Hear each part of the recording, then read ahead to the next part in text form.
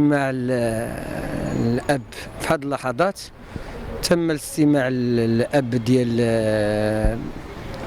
الضحية والشهيد أنور من طرف قاضي ديال التحقيق الوكيل الملك في الجلسة، وتم الاستماع ديال الأقوال ديالو بالحضور ديال المحامي، وكذلك تم تقديم المتهمة.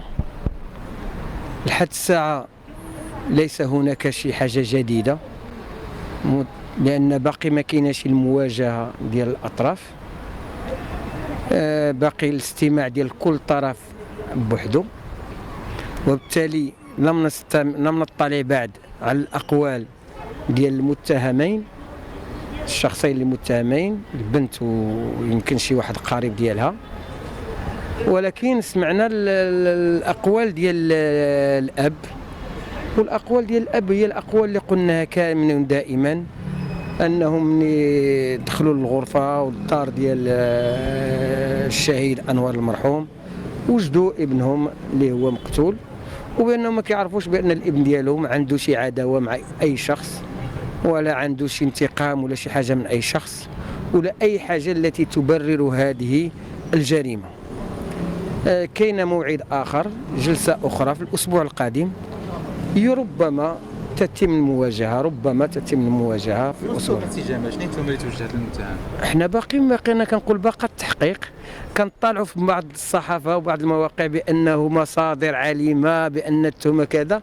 أنا شخصيا كواحد متبع العائلة وحاضر، نتوما يلاه دابا تسالات وكيهضروا على التهم جات، وهي التحقيق باقي. فوقاش كتصدر التهم؟ المنطقي واللوجيك الانسان اللي يطالع الاخبار تصدر التهم بعد انتهاء التحقيق، لان باقي جلسه التحقيق. واش غنسبقوا التهمه على التحقيق؟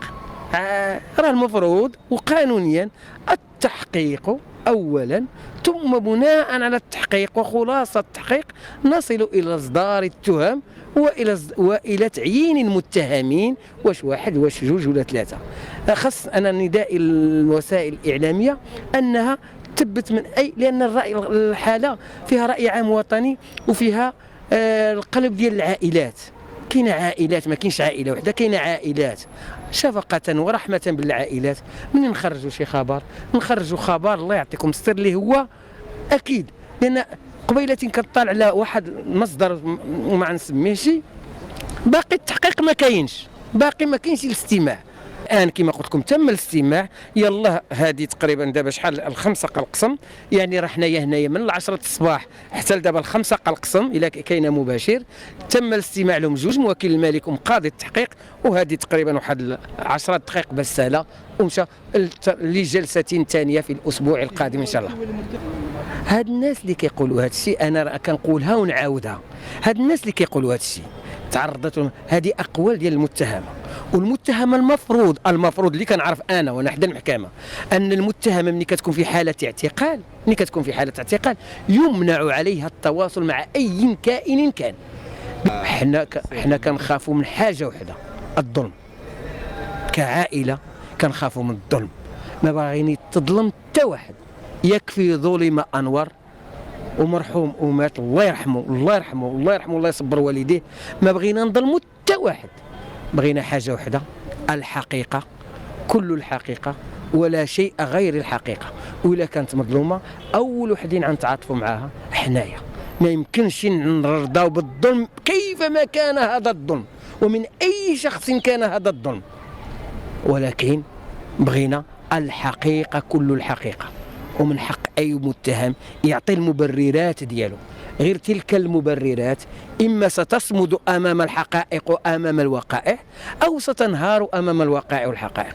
نحن لا نتهم لحد الساعة أي أحد، لنا ثقة كبيرة في القضاء المغربي خاصة في مثل هذه القضايا، لنا ثقة كبيرة في المحققين، لنا ثقة كبيرة في الأمن، لنا ثقة كبيرة كذلك في الصحافة اللي غتوصل الحقائق.